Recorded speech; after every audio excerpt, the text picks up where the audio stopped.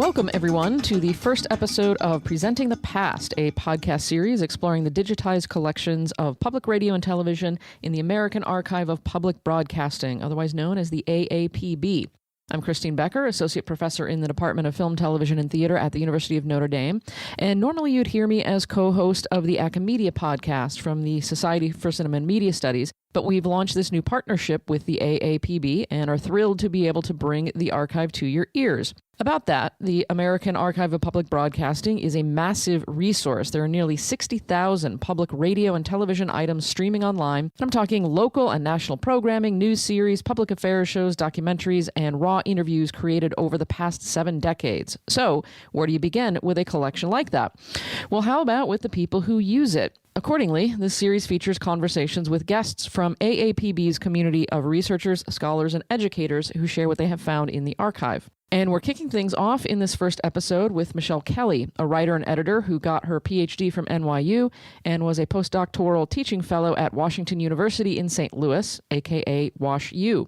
Michelle has created an online exhibit in partnership with the AAPB about the PBS documentary series Eyes on the Prize. So we're going to learn more about that in this episode. So thanks for being our first guest, Michelle. Thank you. It's great to be here. The focus of your work is Eyes on the Prize, a 14-part documentary series focusing on the civil rights movement in the United States. It was created and executive produced by Henry Hampton, and the first 6 hours aired on PBS in January 1987, covering the years 1954 to 1965, and then another 8 hours aired in 1990, spanning 1965 to 1985. So what drew you to Eyes on the Prize and made you want to look at more than just what aired on television? I first became interested in Eyes on the Prize while I was a postdoc in the Film and Media Studies program at Washington University in St. Louis. And Henry Hampton was an alumni of WashU. So Henry Hampton was a filmmaker. He had marched in Selma and had long wanted to make a film on the civil rights movement. And so in the late 1970s, this is when he begins to lay the groundwork for what became Eyes on the Prize. And so WashU has his papers, and they have a lot of material related to the production of Eyes on the Prize. So on a very basic level, just the very fact that this material was at WashU drew me to it. And how did you get connected then to the AAPB and the Eyes on the Prize exhibit? I presented on Eyes on the Prize at the Society for Cinema and Media Studies conference, and I was approached by Alan Gevinson, who is one of the directors at the American Archive of Public Broadcasting. So he attended my talk, and he asked me if I would like to write the content for the exhibit, Freedom Song, the interviews from Eyes on the Prize, America's Civil Rights Years. So what you worked with in the archive was a whole lot more material than actually made it to air in the documentary series. So what can you tell us about that unseen material? There are 127 interviews, and they range in length from, I think the shortest might be 5 minutes, and then the longest is about 2 hours. I think the Coretta Scott King interview is 2 hours long. So obviously there's a lot of content there that wasn't used. And I should say that some of these interviews were filmed prior to the making of Eyes 1. They were filmed during the production of the predecessor to Eyes on the Prize, which was called America, They Loved You Madly. And this was Henry Hampton's first attempt to tell the civil rights story for television. And it would have aired on ABC, but the media company he was working with cut ties with him after they saw the rushes. So they filmed a lot of interviews early on, and thankfully they were able to use that content later for Eyes 1. So the interviews for this exhibit, some of them were filmed in the late 70s and some of them were filmed later for Eyes on the Prize. And there's just a lot of material there. John Else has a book called True South. He was a producer on the series, and he talks about just how much material they had to leave out to tell a sort of coherent story about the civil rights movement, right? And so to me, the value of the exhibit is really that the interviews give users insight into this period that they wouldn't get from Eyes on the Prize. So the interviews sort of serve as a kind of counterpoint to the documentary, right? That they just give a different perspective. They tell different stories. And so some of the interviews were not used at all. Most of them, the filmmakers used clips.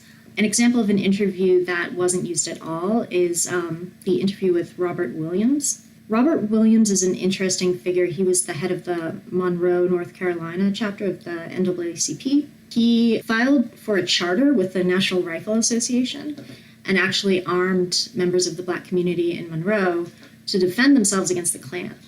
Wow. Yeah, and so he sort of talks about this and how he ran afoul of the higher-ups in the NAACP. He was later framed for abducting a white couple during the Freedom Rides and fled to Cuba. So his story does not make it into Eyes One, but it's a really interesting story, and it just gives a different perspective on the same historical period. And just one follow-up question. You said the media company Henry Hampton was working with to prepare the ABC airing of America, They Loved You Madly, backed out when they saw the rushes. So was it too controversial or something like that? It was actually just considered sort of dry. Oh, okay. Sort of dry, and it didn't gel.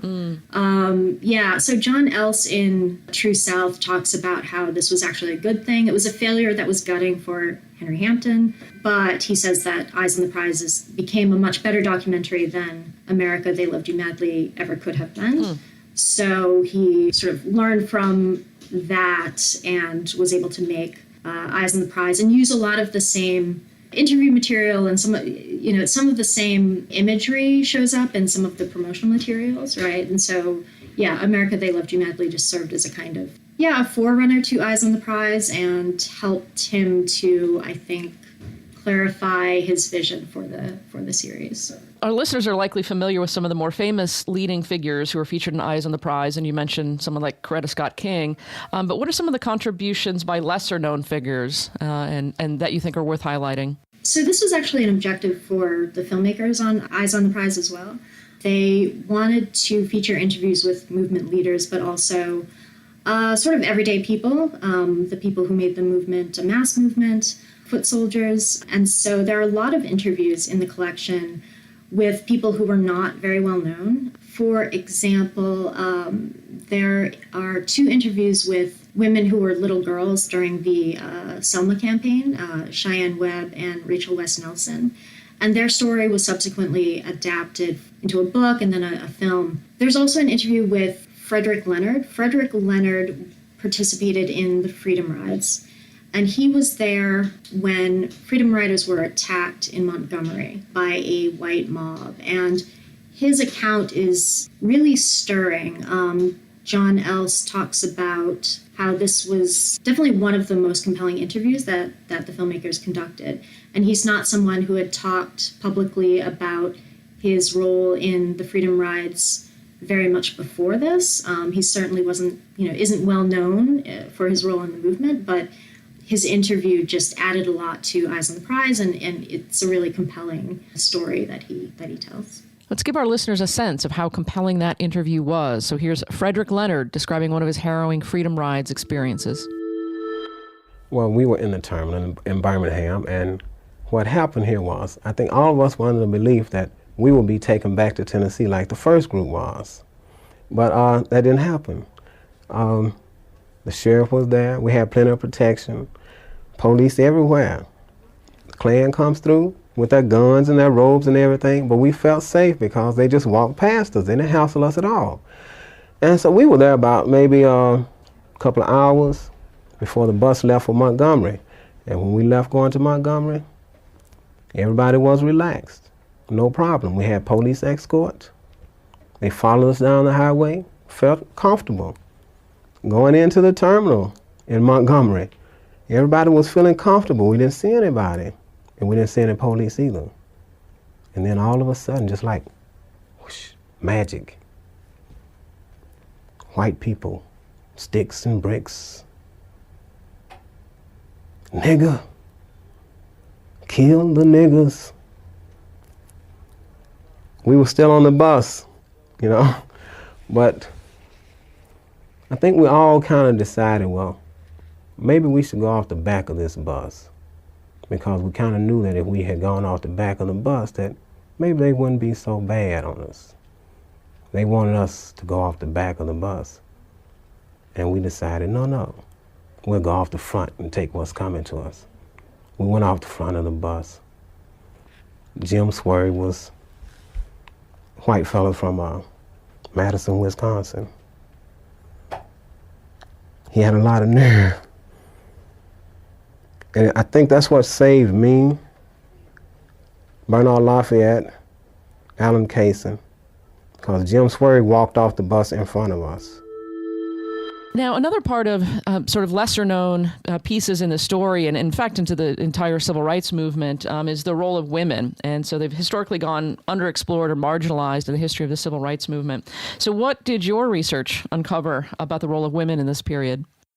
This was something that I wanted to feature in the exhibit, and there are sort of two parts to this. So one thing I wanted to address that isn't addressed in Eyes on the Prize is the role of violence against Black women in the Jim Crow South. And there's been more recent historical work on this, and it's part of this history that hasn't received a lot of attention. But it definitely comes out in the interviews, right? It's not something that is addressed very much in Eyes 1, but Robert Williams, for example, talks about the violence against Black women by white men and how this was sort of an integral part of Jim Crow. And so I wanted to address that and talk a little bit about how the interviews touch on that. And then I also wanted to talk about the activism of Black women that has been overshadowed by that of men. And this is something that Eyes on the Prize does a good job at, actually. So, for example, the story of the Montgomery bus boycott. Very often people know about Rosa Parks' role, but then the story focuses on Martin Luther King Jr. and the Montgomery Improvement Association and their role in coordinating the boycott. However, the boycott was actually initiated by the Women's Political Council, and this was led by a woman named Joanne Robinson.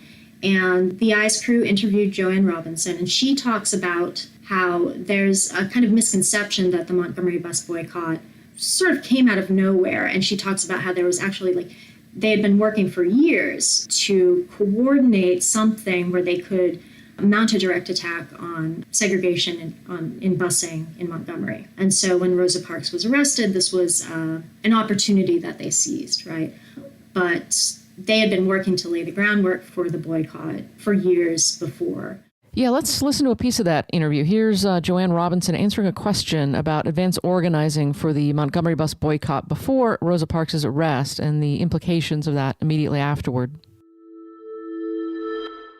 When you look back in history, it looks like the boycott was a spontaneous act provoked by the arrest of Rosa Parks, was it? It was a spontaneous act from those persons who were not members of the Women's Political Council. But we had worked for at least 3 years getting that thing organized. The night of the evening that Rosa Parks was arrested, Fred Gray called me and told me she was arrested. Somebody'd gone her bail, but her case would be on Monday. And I, as president of the main body of the Women's Political Council, got on the phone and I called all the officers of the 3 chapters. I called as many of the men who had supported us as possible. And I told them that Rosa Parks had been arrested and she would be tried. They said, "You have the plans, put them into operation." I called every person who was in every school and every place where we had planned to be at that, have somebody at that school or wherever it was at a certain time, that I would be there with materials for them to disseminate. I didn't go to bed that night. I cut those stencils. I ran off 35,000 copies of the little foyer that you have. And I distributed them. I had classes from 8 to 10 at the college. And at 10 o'clock, I had 2 senior students who had agreed to go with me. I took them in my car. The packages were already there. It would take about a half a minute to drive on a school campus. The kid would be there. In just a minute, they would disappear. It's really amazing to hear those details, especially realizing how little many of us have been taught about the true history here. And that plus what you previously discussed, Michelle, actually makes me think of our present moment. And things like the movement for Black lives and attempts to ensure Black women are recognized for their efforts in that. And it's also striking how many recent feature films are reflecting on this period in American history, like Judas and the Black Messiah, One Night in Miami, and Trial of the Chicago Seven. Those films are set in the past, of course, but their themes resonate with the present, things that are happening right now. So do you have any thoughts about that, working with this historical material, but living in the present and feeling the past reverberating on the present?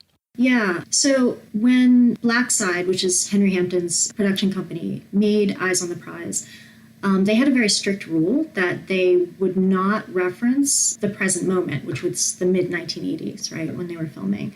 So they stayed very much within the historical moment of the 1950s and 60s. But there was always the idea that these stories would resonate for a contemporary audience and would resonate for that moment in terms of, in the mid-1980s, there was a lot of revisionist history about the civil rights movement and a kind of co-optation of the civil rights movement and that history by people whose politics were in many ways antithetical to those of civil rights activists, right? So when Eyes on the Prize came out, there was the idea that we weren't going to address the present moment, but it should have resonance for the present. I think with the interviews in this exhibit, they offer a lot of ideas and insight into how to organize and how to address racial injustice that I think contemporary activists could draw upon. I actually, when I was at WashU, I worked with two students, and I'm based in St. Louis, right? And so one of them had been active in Ferguson and was very active in the Black Lives Matter movement. She talked about how, like, for her, the interviews were really interesting because they gave her insight into how people dealt with the same problems in terms of, like, organizing back then. And it gave her sort of ideas and strategies for approaching these things in the present. Yeah, I had another student who talked about how she found the interviews inspiring because these people were so young. Many of them were so young when they were active. They were in college. And it made her realize that she had more agency, perhaps, than she realized, right? That there was a lot that she could do in sort of fighting injustice today.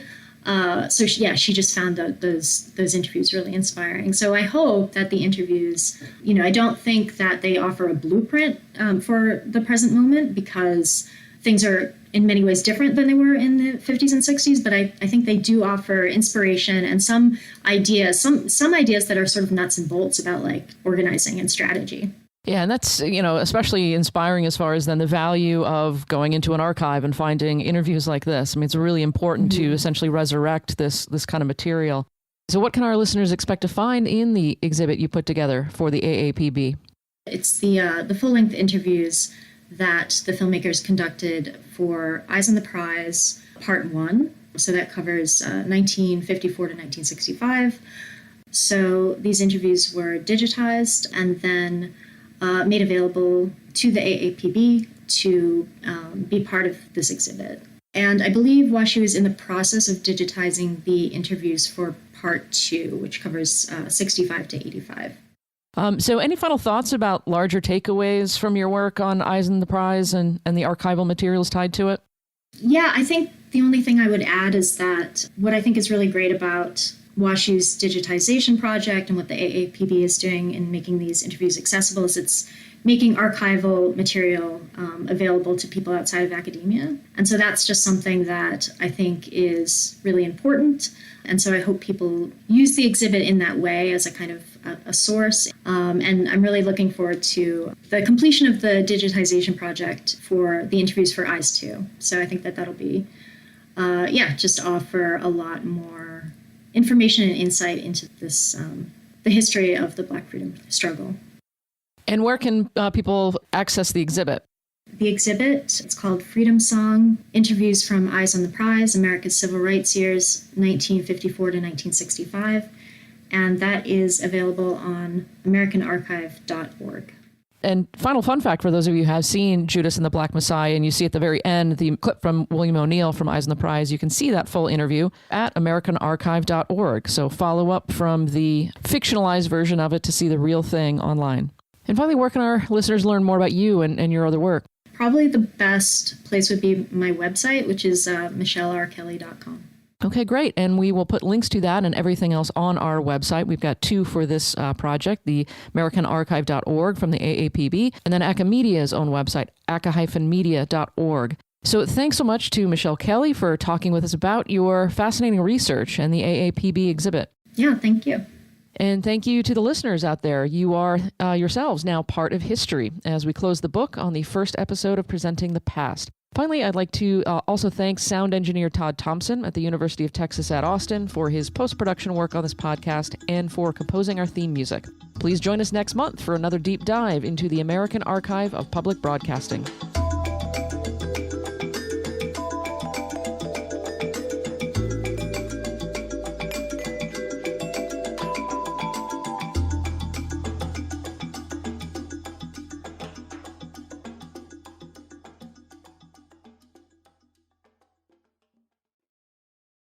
GBH.